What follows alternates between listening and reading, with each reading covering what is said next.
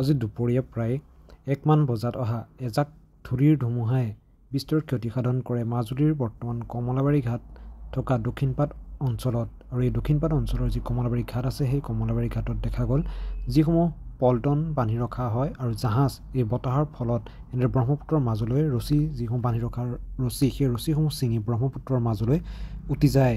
আৰু প্ৰায় 45 মিনিটতকৈ অধিক ধৰি চলা এই বতাহৰ ফলত একো এক নেদেখা পৰিৱেশৰ মাজত চাৰিওফালে কেৱল ধূলি আৰু ধূলিৰ ধুমুহাৰ সৃষ্টি হয়, যাৰ ফলত যিসমূহ ব্যৱসায়িক প্ৰতিষ্ঠান আছিল সেই ব্যৱসায়িক প্ৰতিষ্ঠানসমূহো এই ধুমুহাৰ ফলত বিস্তৰ ক্ষতি সাধন হোৱাৰ লগতে এই ফেৰীসমূহ এনেদৰে দেখা গ'ল ব্ৰহ্মপুত্ৰৰ মাজলৈ উটি যোৱা আৰু তাত থকা যিসকল যাত্ৰী আছিল সেই যাত্ৰীসকল যথেষ্ট আতংকিত হৈ পৰে।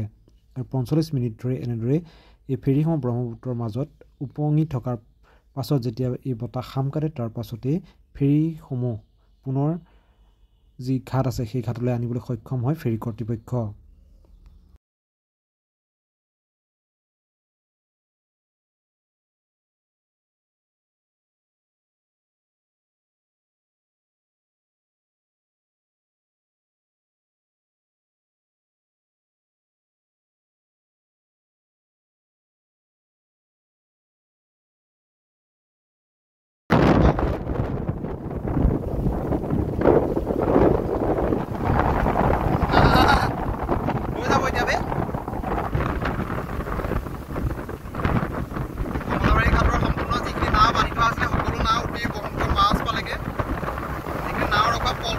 পল্টনো দেখা গৈছে গুচি গৈছে আঁতৰি ইয়াৰ পৰা।